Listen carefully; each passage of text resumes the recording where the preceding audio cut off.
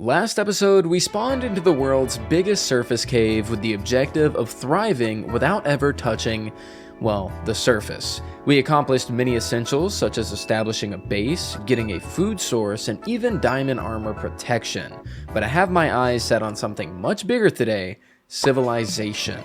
By the end of this episode, I hope to have myself access to an unlimited amount of villagers, which will absolutely skyrocket our progression, as villager trades go a long way in obtaining items we otherwise would never get. So a few things happened between now and last episode. Firstly, I was able to find and trap a zombie villager.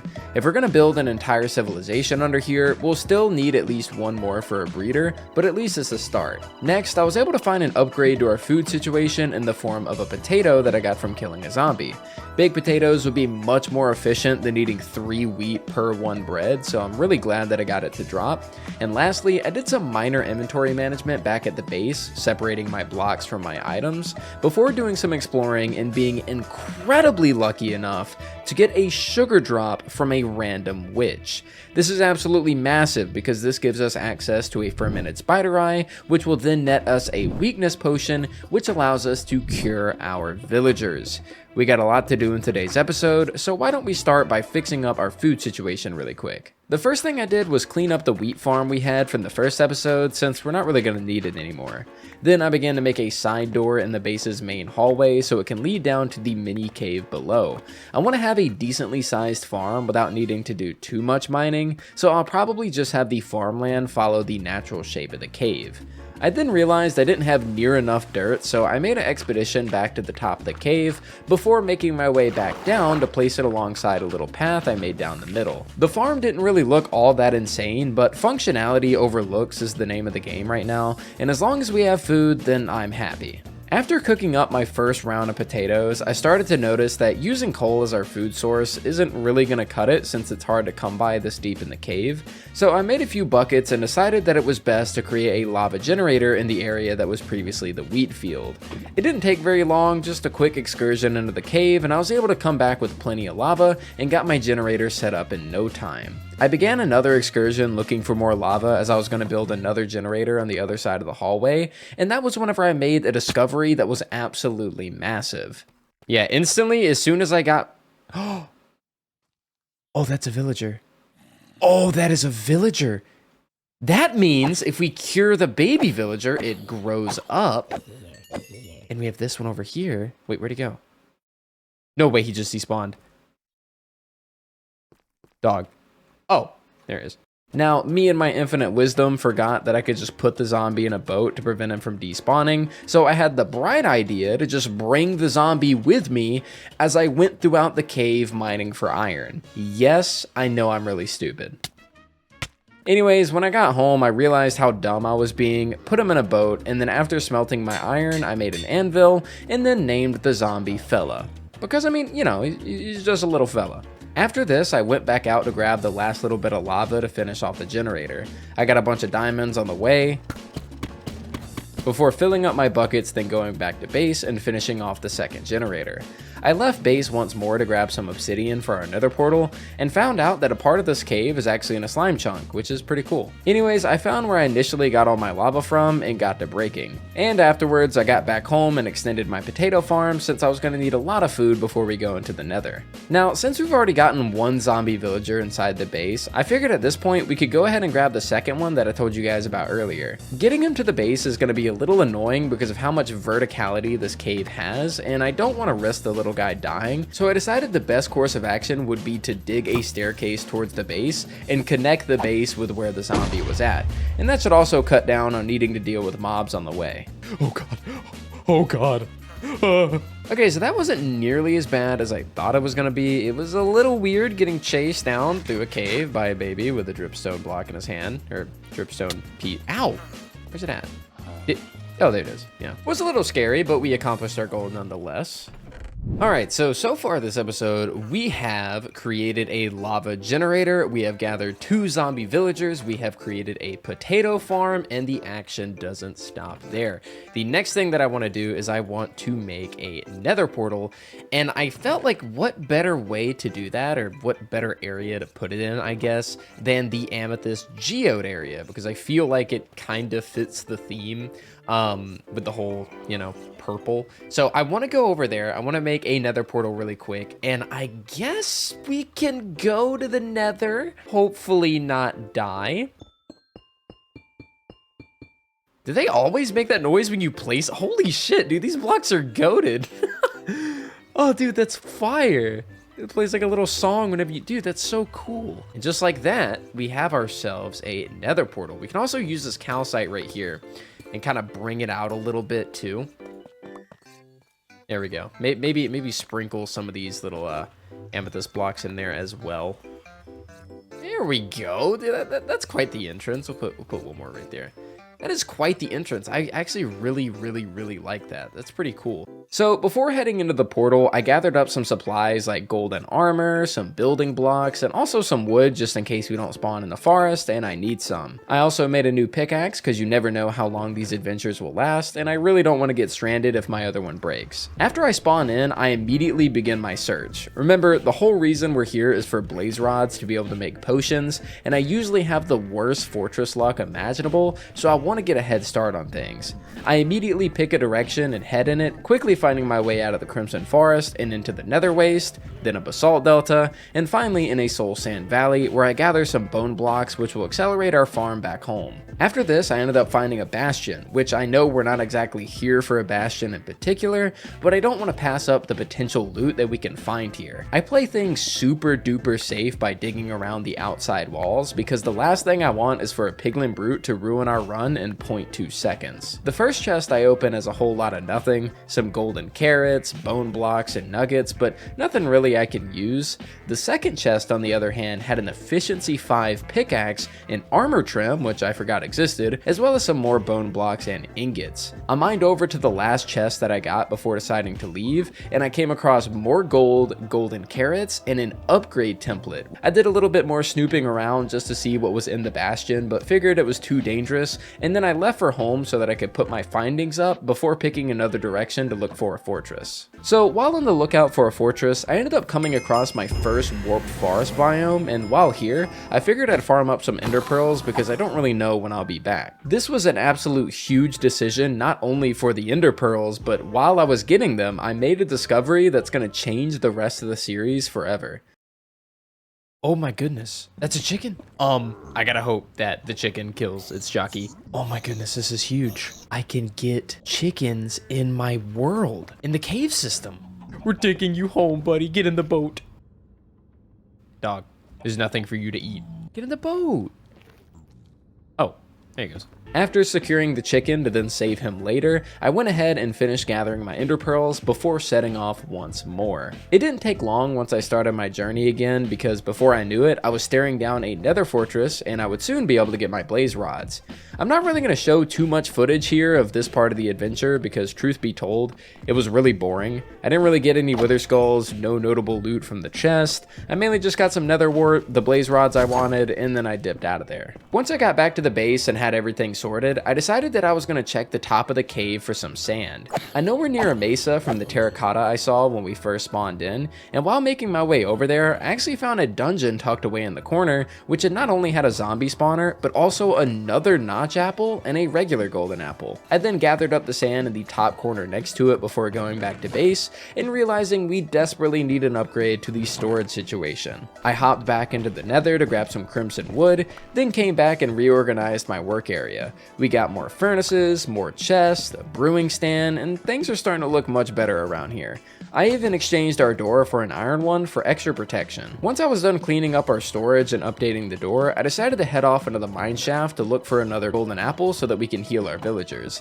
I did, however, think it was about time that we framed the first diamond we ever got in this world, since it's kind of been sitting there for a while, so once that was done, I set off looking for loot. Aside from the occasional diamond here and there, I didn't really get all that much. I did, however, come away with a carrot drop off of a random zombie, which is going to be huge for our villager breeder.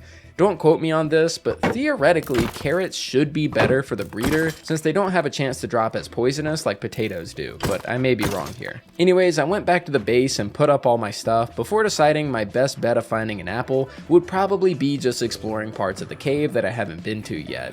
And wouldn't you know it, I came across yet another dungeon. Although this one was a zombie spawner like the last one, which was kind of disappointing. I'm also starting to believe that notch apples truly aren't that rare because at this point, we have more notch apples than we do regular golden apples, and I don't know whether to be happy or upset at that fact. Regardless, now we have all the apples we need to cure the villagers, so it's time to actually start building our breeder.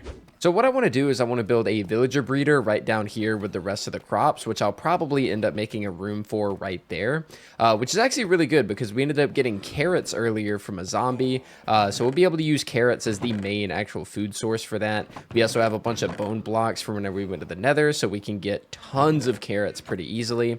So down there, I'm going to build a villager breeder. Up here, I'm going to build an area to actually place the villagers and have them go to, which I think is going to be in a little side room right there. So let's get started. All right, so a quick little story time while you guys watch me build this breeder as well as the villager storage area.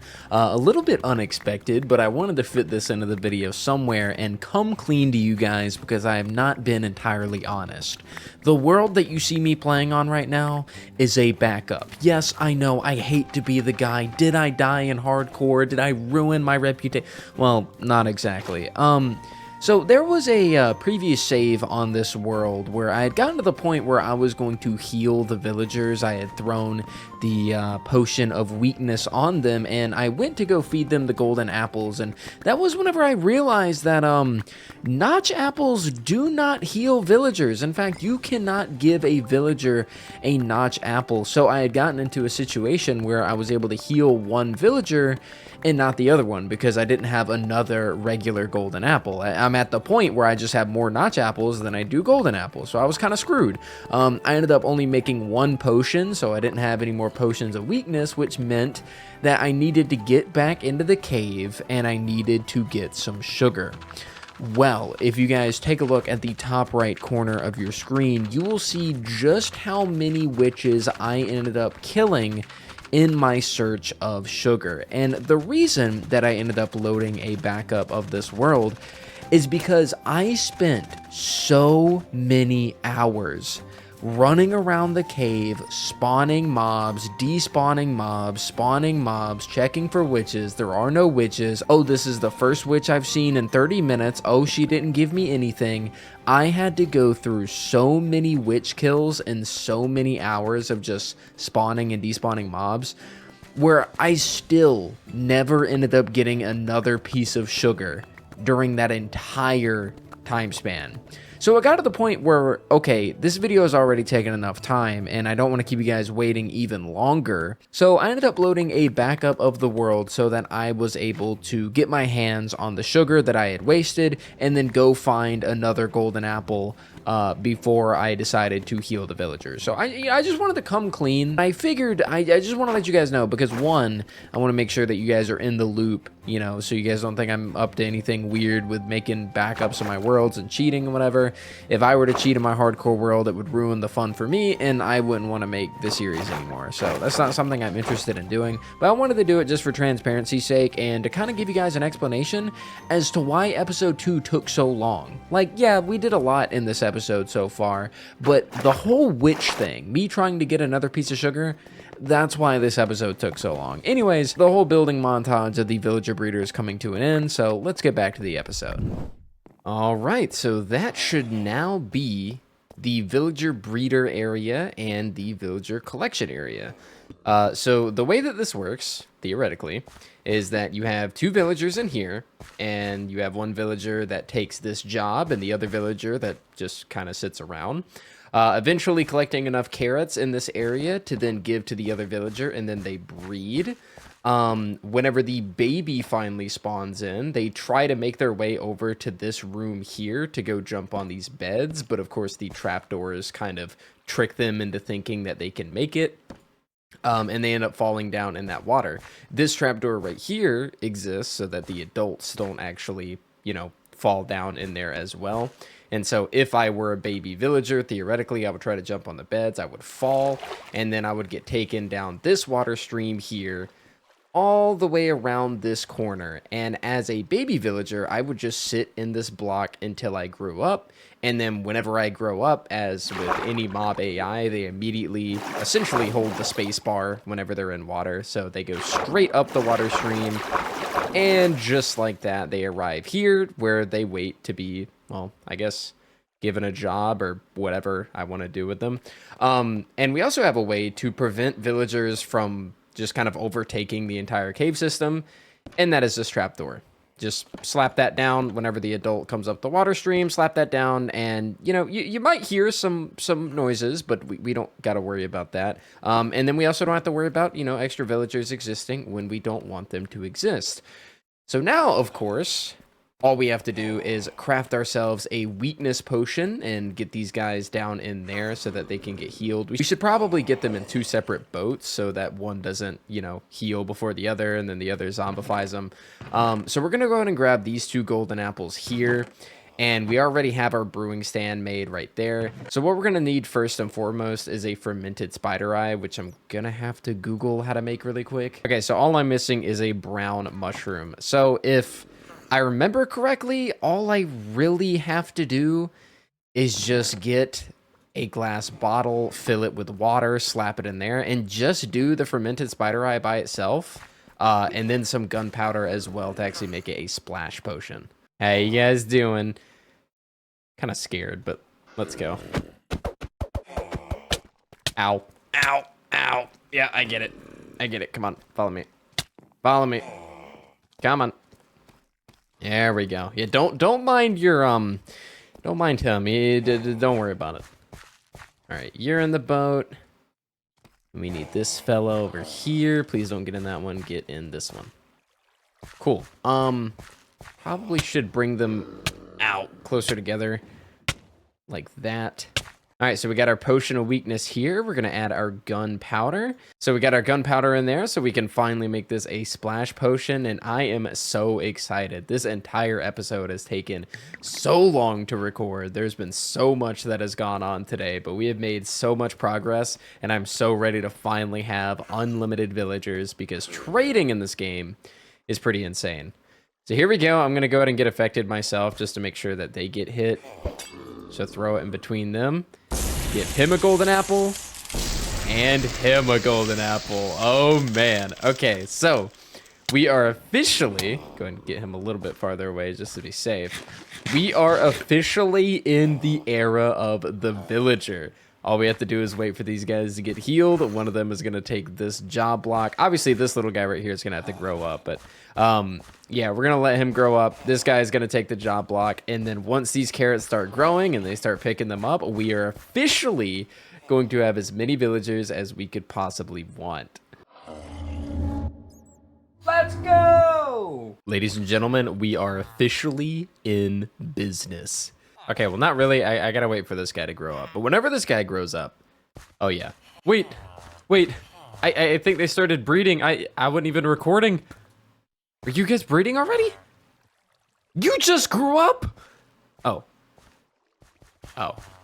I guess they're not. I guess they didn't see the bed in time. Oh, they're breeding. Let's go. Do the thing. No! Okay, I was a dummy and I didn't do the trapdoors right. Please. It's been so long, please. This episode has gone on for too long. Yeah! Oh! Well. My bro existed in this world for 0.2 seconds and then he fell into the water stream immediately. That has got to be the toughest start to life. Like that's almost like a baby sea turtle type start right there. That's terrible. But what we should do now that we have seen that happen is go make sure that this farm actually works. So we're gonna go and head on over here, open this trap door and look down. And yeah, there's the baby villager. So what's going to happen is he's just going to chill there. And then whenever he grows up and becomes an adult, he's going to fly right up the water elevator and into this waiting room for whatever. Anyways, fellas, I'm going to go AFK for a while. And then I will come back to you guys whenever I know for sure that this farm works magnificently. All right, so I spent some time waiting to make sure that the farm was working, even got myself a little bed area here so that the villagers weren't trying to sleep at night. And after a little bit of time, I think I would say that the farm works just fine. So apparently the farm is probably under multiple different biomes. I think that's why a lot of these villagers are different. You have, I mean, these guys look like swamp or mangrove villagers. These guys are obviously desert.